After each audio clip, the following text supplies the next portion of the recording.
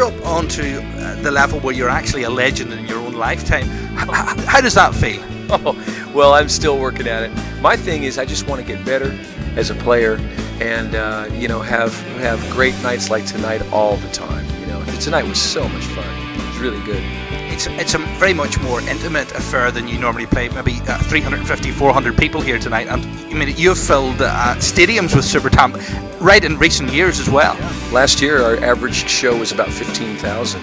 So it's definitely a few more than this, but to tell you the truth, this is a lot more challenging and a lot more immediate because we have to come out and sell it with our music and with ourselves. There's no big hits that you automatically get the people on their feet with, like Give a Little Bit or Take the Long Way Home. None of those tunes exist in this band, so it's definitely a bigger challenge. So Supertramp's latest album is Slow Motion, yes? Yeah, that was done in 2001, and last year in 2002 we did about a 5-month tour with it. And you're onto your 6th solo album at the moment. It's called actually 6, isn't it? Yeah. 6 albums with the Carl Verheyen Band, and they go No Borders, Garage Sale, Slang Justice, Slingshot, Atlas Overload, and 6. But I also have a solo acoustic CD out, and another record out with a guy named Carl Ratzer, who is a great guitar player himself, that we did a duo record. Of course, you're also involved heavily with the likes of the motion picture business and television series as well. Mm-hmm. Yeah, I've done quite a few. I've played on over 200 television shows, and I've played maybe 250, 300, and I've played on well over 150 movies, and I do lots of jingles, lots of other people's records. Studio work in LA is kind of one of the 3 ways I make a living. And you've also worked with the likes of Dolly Parton and Cher as well. Yeah. What was that like? I mean, they come across on TV as, you're the sort of down-to-earth superstar legend in your own lifetime, but they're the epitome of stardom almost. Yeah. What's it like working with those people? Oh, they're cool. Dolly's real down to earth. She's as down to earth as anybody. Cher was a little bit more aloof, but then again, I didn't have much time with her. Just a little bit of time in the studio. Mostly, we tracked the record without her being there. So the demands of recording for motion picture and television, they're a lot different than sort of the live stuff that you do here. How do you find the experience recording for television? And you'll hear it over and over again, and it'll become almost the theme tune that identifies some television series. Well, I look at recording and being a studio musician as more of a craftsman job. You're the well-listened craftsman. You're the guy that they say, make it sound like ZZ Top, and you can put those 2 words, ZZ Top, into a whole guitar sound, feel, style, tone, everything like that. Whereas when I play with my band, it's totally the opposite side. It's an artistic expression. And so you can divide up this kind of a life, this kind of a career, into the artistic side and the craftsman side. The craftsman side is oftentimes fun and oftentimes a bit artistic, but it's nothing like doing this. Doing this is a full emotional release and artistic statement and expression.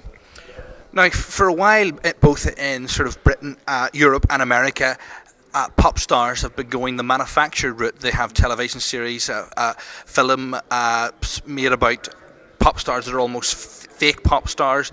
They have wannabes coming on the radio and talent shows. You've gone the long, slow, hard slog route. When you see people coming along like that, how do you feel? Obviously their music it appeals to a mass audience, but how do you feel when you see people becoming a sensation overnight?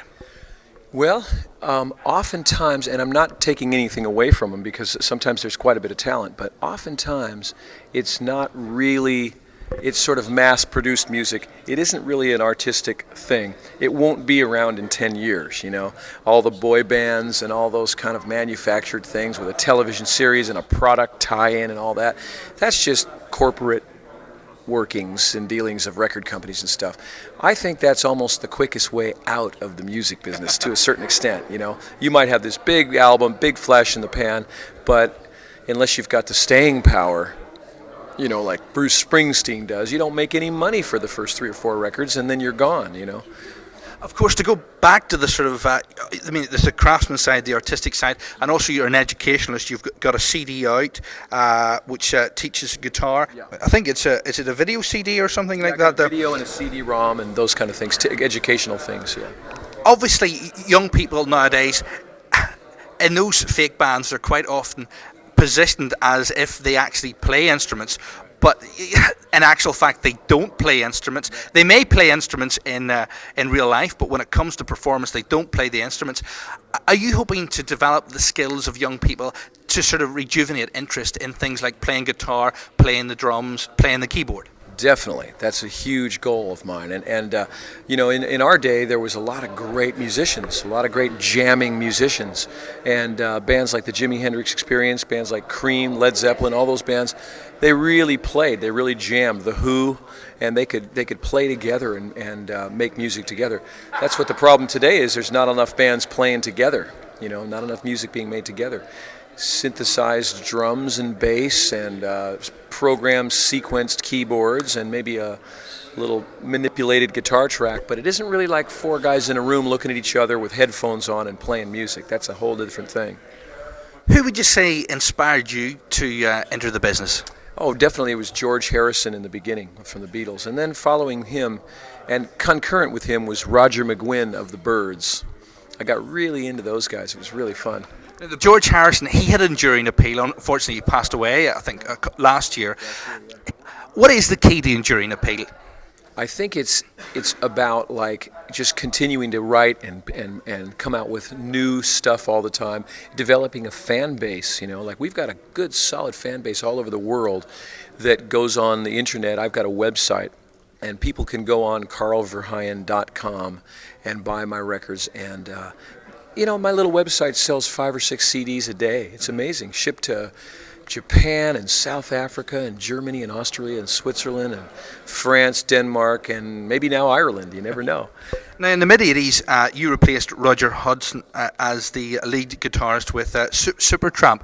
I mean, their legacy lives on with the likes of Scooter and the Logical Song reworking. How do you feel about people putting a modern angle on some of your classics? I thought that was great. I love that. That sounded really interesting.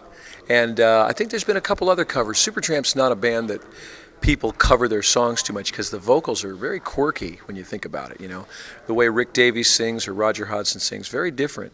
So they don't get a lot of that covery band stuff. But I like that Scooter version. That was cool. Do you think the key is, do you think your fans have aged with you, or do you think you have aged with your fans and changed to meet their needs? No, I've always looked at it like where I'm at musically and artistically and creatively is where I'm at. And the fans will come later. They will either come along or drop away depending on their interest. But I think it's my job to come up to bring the fans up to the level of the music as opposed to pandering or catering down to the level of the fans. You know what I mean? I'm not saying something degrading about the fans. It's just that it's our job as musicians to push out the envelope and advance the craft, advance the art form, and let the people follow along where they may. And you might get to a point where you're so far out that you're a fringe type of musician, like Ornette Coleman was in the jazz world, or Coltrane eventually became John Coltrane in the end of his life. Just far out stuff. But it's what he was hearing and what he needed to do, and I respect it. I get the feeling you would still be doing what you're doing whether you had the fan base or not, because you enjoy your work so much. Yeah, definitely. Okay, Carl Verheyen, thank you very much today. Thank you very much for having me. Appreciate it. No.